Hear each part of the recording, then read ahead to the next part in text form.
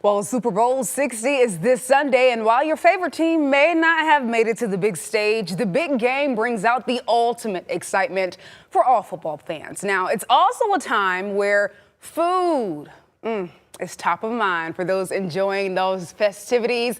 So let's chat with Shanti Appello, a registered dietitian and health and wellness expert with Blue Cross Blue Shield, about how your Super Bowl spread can be a healthy one. Shanti, good morning to you. Thanks for joining us here for Morning Plus.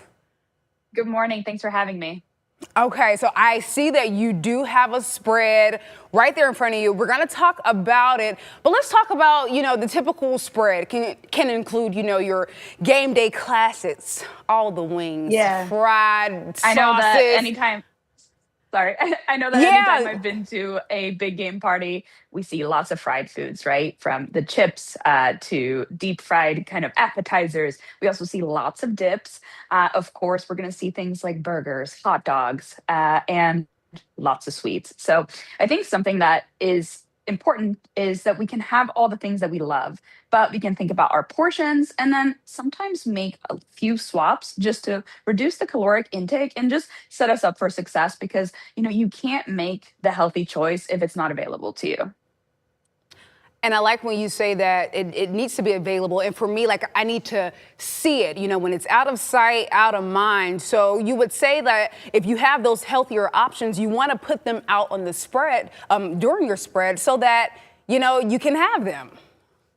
Exactly. So let's start with chips because I think, of course, we know that chips are deep fried, but something that happens a lot is that we kind of mindlessly eat them. So something I like to have instead on the table or just in addition to is popcorn. So we think about a serving of chips, 160 calories, about 22 chips. We're not going to sit and count those, but we get 2.5 cups of popcorn for that same amount. So, can satisfy that salty, kind of crunchy desire that we may have. And then, of course, baked chips, pop chips, all those kind of chips are great options to have. And I feel like dips are so important to mention here. I'm more of a dip person. Like I want more dip than the chip itself. So something you may consider doing is having kind of individual portions. So these are a 6-layer dip. We've got some salsa, which is, rich in antioxidants. It's got the tomatoes. We've got the guacamole, which is rich in the healthy fats and a little bit of sour cream. You could do Greek yogurt if you wanted. I'm about the real deal here. And then a little bit of cheese and Roma tomatoes and jalapenos. So really simple. But what's great about this is that it keeps your portions in check. You grab one and you're done. Okay, I love this. And let's go back to the chips because I'm a chip girl, I'm a snack girl. So you're saying we should not just eat the chips out the bag. We should, portion the things and consider, baked options, right? Yeah, baked options are great. And like you said, maybe we don't have to, count them one by one, but portioning them out in a little bowl for yourself or something like that. I think that's always a good idea. And you think about the big game, people are watching it and we're not really paying attention to what we're eating. So sometimes that can lead to kind of overeating, right? Mm-hmm. Absolutely. So let's talk about preparation because, it's always like the last minute, not even last minute, you prepare for your spread, but the quick and easy things are easy to plate or put in a bowl. How important is preparation when it comes to considering the healthier swaps for Super Bowl?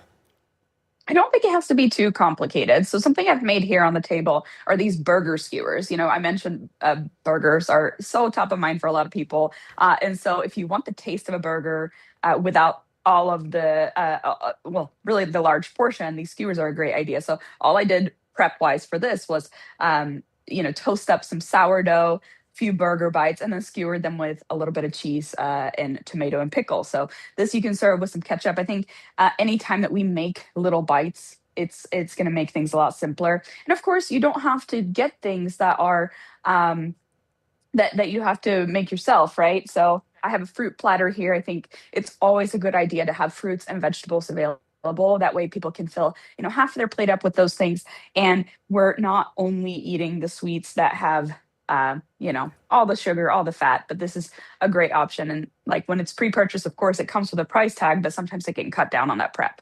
Yeah, for sure. Now let's go back to the burger skewers there. I love that idea because you're not necessarily taking away the idea of me having a burger for Super Bowl. You're just Yeah. condensing it, making it easy, like an easy, cutesy, where I don't feel so bad if I have about 4 or 5 of them. But I like how it's condensed down to the skewer where you still be able to enjoy, a burger taste.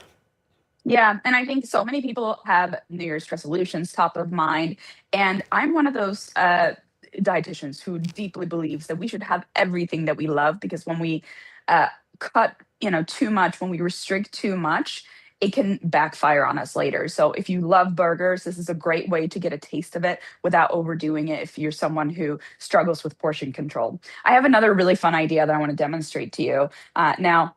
I mentioned lots of kind of fried appetizer options on the table. These are smashed gyoza. And I have them in a little shrimp mixture served in a little dipping sauce here. This is a ponzu little vinaigrette here.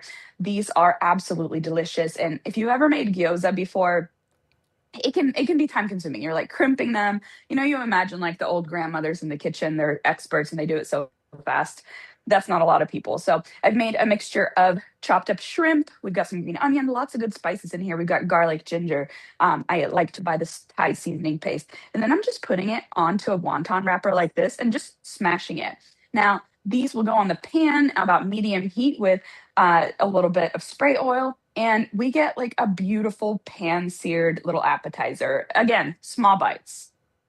I like the small bites. Now those are like dumplings of some sort, right?